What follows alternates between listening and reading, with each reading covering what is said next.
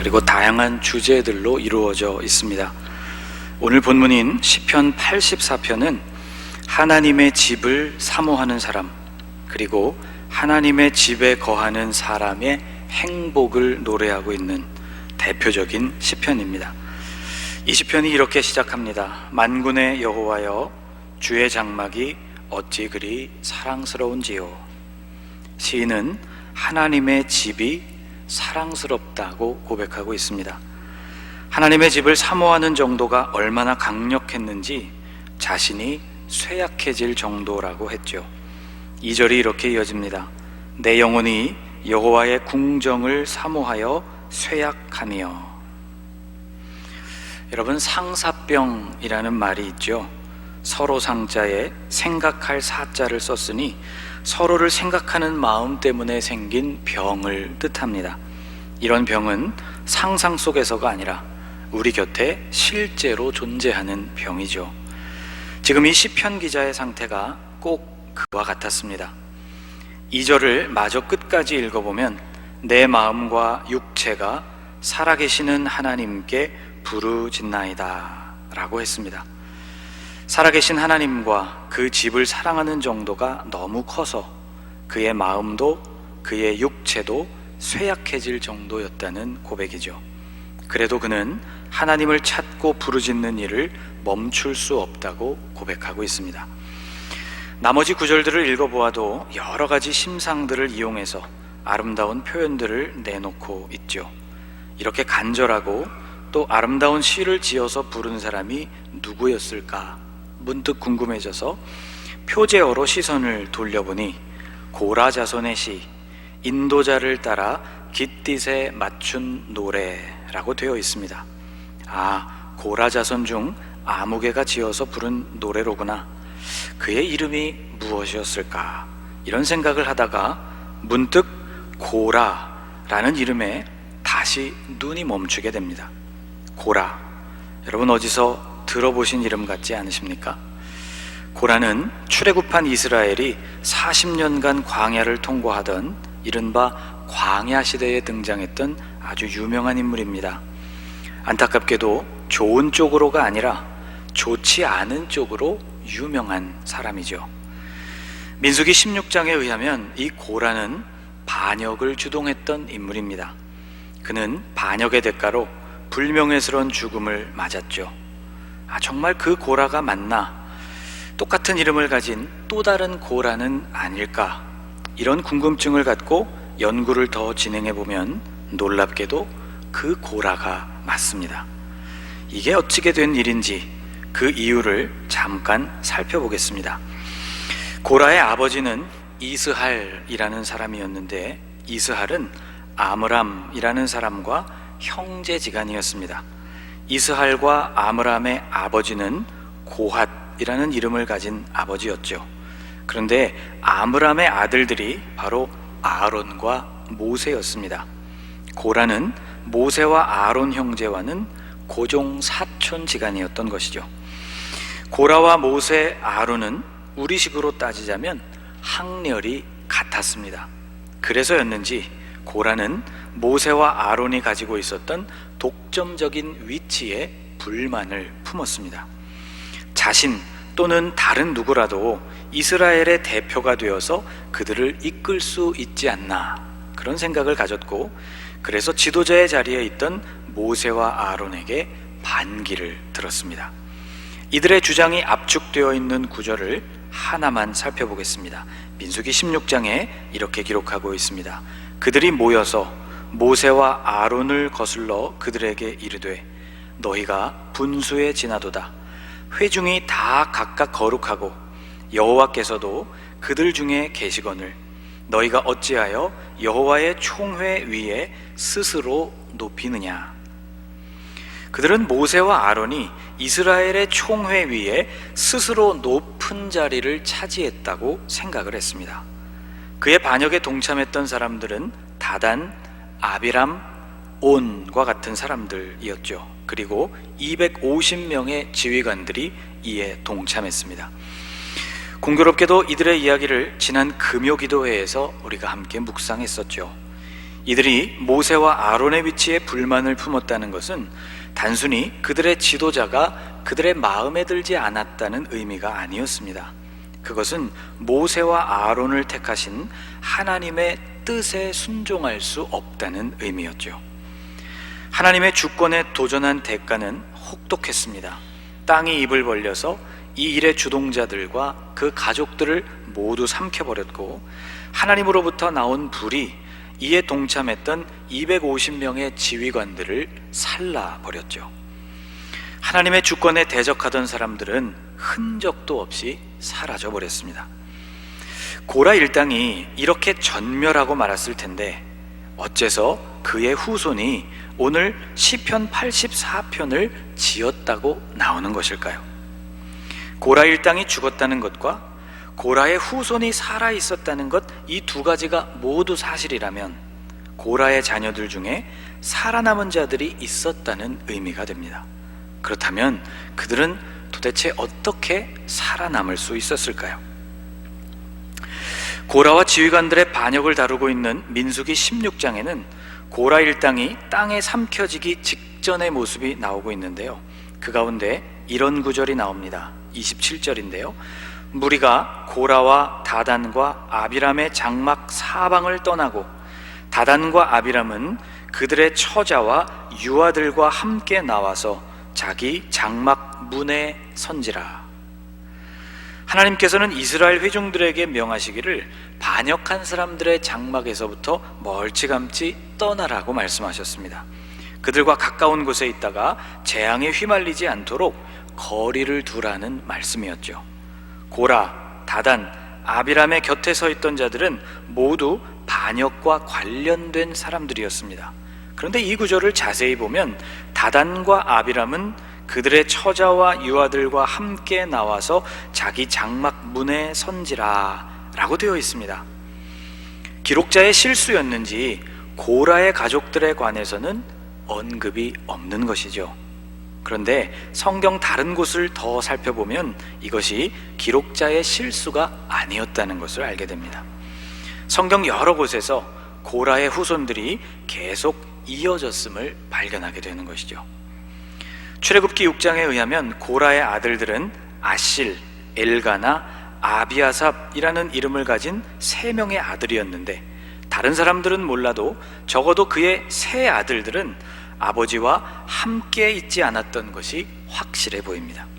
그들의 나이가 당시 얼마였는지 확실치는 않지만 반란에 참여하지 않았다는 의미가 되는 것이죠.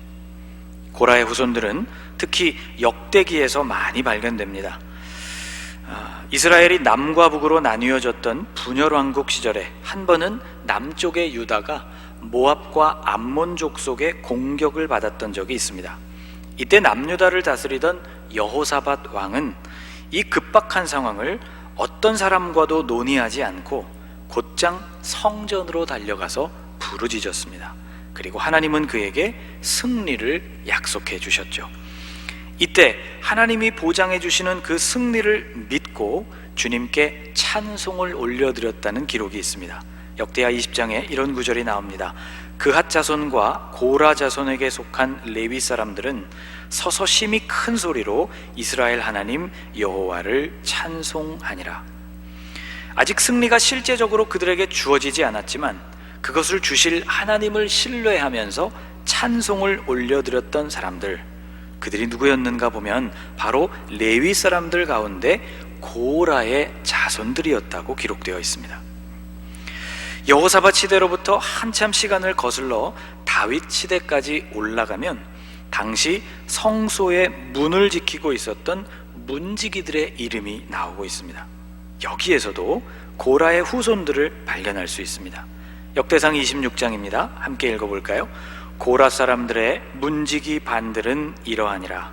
아삽의 가문 중 고레의 아들 무셀레메라. 고라의 후손들 중에는 문지기를 맡은 1단의 그룹이 존재했다는 것이죠. 이 구절 밑으로 더 말씀을 읽어보면 이 무셀레메아라는 사람의 7명의 아들들도 모두 문지기였다는 것을 발견하게 됩니다. 이번에는 여호사밧 왕 때보다 시간을 훨씬 뒤로 돌려서 바벨론 포로기를 지나서 백성들이 이스라엘로 귀환하던 때를 살펴보겠습니다. 바벨론으로부터 예루살렘으로 돌아온 사람들의 명단 속에서도 고라의 후손들이 발견되는데요. 이들은 자신의 조상들이 오랫동안 해왔던 것처럼 다시 성전에 문지기 노릇을 했다고 나오고 있습니다. 역대상 9장에 나오는 문지기들의 명단에서 다시 고라의 후손들의 이름을 찾아볼 수가 있습니다. 이들은 문지기로서 새로 재건된 성전의 문을 지켰던 사람들이죠. 이 말씀들 끝부분을 보면 이들은 대대로 문을 지키는 역할을 감당했다고 기록되어 있습니다. 성전이 재건되던 같은 시기에는 성전에서 빵을 굽는 사람들도 있었습니다. 역대상 9장에 이런 말씀이 나옵니다. 고라 자손 살룸의 맏아들 맏디디아라 하는 레위 사람은 전병을 굽는 일을 맡았으며, 맏디디아라는 인물이 성전에서 필요한 전병을 굽는 사람이었으며 그 역시 고라의 후손이었다는 것이죠. 여러분, 볼수록 신기하지 않습니까? 반역의 현장에서 죽음을 맞은 그들의 조상 고라와는 달리 이들은 성전에서 살다시피 하면서 그곳에서 무엇이든 봉사하는 사람으로 등장합니다. 이들의 행적이 나올 때마다 이들이 고라의 자손이었다고 언급되는 일은 아마 이들에게 대단히 부담스러운 일이었을 것입니다. 부끄러운 선조의 역사를 계속 생각하게 하는 호칭임에 틀림없었기 때문이죠. 그러나 이들을 달리 지칭할 수 있는 말이 없었기 때문에 어쩔 수 없는 일이었을 것입니다. 그러나 이들의 삶만큼은 그들의 조상과는 달랐습니다. 높은 자리를 탐내고 그것을 얻기 위해 누군가를 모함하고 반역했던 고라, 반역으로 그의 생애를 마감했던 고라와는 달랐던 것이죠. 이들은 가장 겸손한 모습으로 하나님의 집에 거하면서 하나님을 위해 봉사하는 것을 삶의 기쁨과 감사로 여겼습니다. 물론 이들이 성전에서 감당했던 역할, 문을 지키는 문지기, 노래를 하는 일, 빵을 굽는 일과 같은 것을 위대한 일이라고 말하기는 어려울지도 모르겠습니다. 그들은 분명히 같은 레위인이었지만 제사장들처럼 눈에 잘 띄는 역할은 아니었기 때문이죠. 그러나 이들은 자신이 하는 그 일에 보람을 느꼈습니다. 여러분, 오늘 본문 4절의 고백을 보십시오. 같이 한번 읽어볼까요? 주의 집에 사는 자들은 복이 있나니 그들이 항상 주를 찬송하리이다. 아멘. 주의 집에 사는 자들, 주님의 집에 머물면서 무슨 역할이든지 감당하는 그 사람들이 복이 있다고 고백하고 있는 것이죠. 이들의 조상 고라는 모세나 아론의 위치만큼 자신이 높지 않다는 것을 내내 불편해하고 또 원망했는데, 그의 후손들은 자신들을 대단한 역할을 하는 사람으로 다른 사람들이 이들을 알아주지 않아도 그들이 하나님의 집에 머물 수 있다는 사실만으로 감사하며 찬송을 드리고 있는 것입니다. 그는 지금 자신에게 주어진 역할, 찬송을 부르는 역할을 감당하되 그것을 주어진 의무로서만이 아니라 기쁨과 보람을 가지고 하고 있노라고 고백하고 있는 것이죠. 오늘 읽은 본문은 아니지만 같은 장 시편 84편 10절 말씀으로 내려가 보면 우리에게도 아주 유명한 구절 하나를 만나게 됩니다. 주의 궁정에서의 한날이 다른 곳에서의 첫날보다 나은즉 악인의 장막에 사는 것보다 내 하나님의 성전 문지기로 있는 것이 좋사오니. 이들이 무엇하는 사람인지를 분명하게 드러내주는 구절이죠. 화려하고 풍족한 악인의 장막, 마치 그들의 조상 고라를 생각나게 해주는 그런 구절입니다. 그런 악인의 장막에서 평생을 사는 것보다 주님의 집에서 보내는 하루, 그 집에 문지기로 지내는 삶이 더 좋다는 고백이죠. 고라 자손들의 시편은 시편 84편 하나뿐만이 아닙니다. 내 하나님이 어디 있느냐 사람들의 조롱을 받으면서도 낙심하지 않고 도우시는 하나님께 소망을 두겠다고 고백하고 있는 저 유명한 시편 42편을 노래하고 있는 사람도 고라 자손이었습니다. 시편 44편부터 49편에 이르는 모든 작품들도 다 고라의 자손들이 기록한 것이죠. 터가 높고 아름다운 시온산, 그 하나님의 산을 즐거워하며 찬송을 부르고 있는 이들도 모두가 고라 자손입니다. 당시의 곡조는 사라져버렸지만 오늘날 우리는 우리식대로 이 노래에 곡조를 붙여서 그 노래를 부르고 있죠. 오늘 본문인 시편 84편과 이어지는 85편 그리고 87편과 88편도 고라 자손의 시편입니다. 시편 85편에는 바벨론 포로 생활에서부터 그들을 다시 되돌리신 하나님의 은혜를 노래하고 있습니다. 같이 한번 읽어볼까요? 여호와여, 주께서 주의 땅에 은혜를 베푸사 야곱의 포로된 자들이 돌아오게 하셨으며. 이 역시 고라 자손의 시라고 표제어에 기록되어 있죠.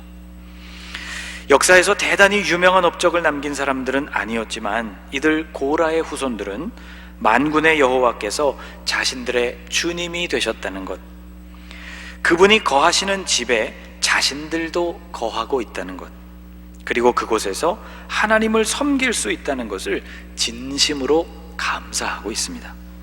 중요한 것은 이들의 삶이 행복했다는 것이죠. 하나님의 집에서 이들은 행복했습니다. 주님의 성전에서 참새가 제 집을 지을 수 있었다는 것, 또 그곳에서 제비들이 새끼를 키울 수 있는 보금자리를 틀었다는 것이 당사자인 참새나 제비보다도 더 기쁠 지경이었죠. 사랑하는 여러분, 우리는 이곳 주님의 집을 얼마나 사모하고 있습니까? 우리에게 예배할 장소가 있다는 것, 그리고 우리 한 사람 한 사람을 모아서 그리스도의 지체로 삼으셨다는 것에 우리는 얼마나 감격하고 있습니까? 온 세상을 두렵게 하는 바이러스의 창궐에도 불구하고 오늘 우리가 여기 주님의 집에 함께 모여 예배하고 있다는 사실에 얼마나 감사하고 있습니까? 그리고 여기서 우리에게 맡겨진 역할이 있다는 것, 비록 그것이 위대해 보이지는 않는다 하더라도 주님을 위한 그 일이 나에게 무한한 기쁨과 행복을 주고 있다는 사실, 여러분 이것을 얼마나 절실히 깨달아가고 계십니까? 주의 집에 사는 자들은 복이 있나니 그들이 항상 주를 찬송하리이다. 고라 자손의 이 고백이 오늘 우리 자신의 고백이 되실 수 있기를 주님의 이름으로 축복합니다. 기도하겠습니다. 주님, 오늘도 우리를 주님의 집으로 불러주셔서 감사합니다. 여기 우리를 위한 예배의 처소가 있고 구원받은 백성들과 연합하여 그리스도의 몸을 이루게 하셨으며 그 집에 머무는 기쁨을 누리게 하셨으니 감사합니다. 또 주님을 위하여 섬기게 하셨으니 감사합니다. 대단하고 눈에 띄는 일은 아닐지라도 여기 주님의 집에서 우리가 감당할 역할이 있게 하심을 감사합니다. 우리로 하여금 주의 집에 거하는 자의 기쁨, 주의 장막을 사랑하는 자의 보람을 매일 느끼게 하시고 그로 인하여 항상 주를 찬송하게 하옵소서. 예수님의 이름으로 기도하옵나이다. 아멘.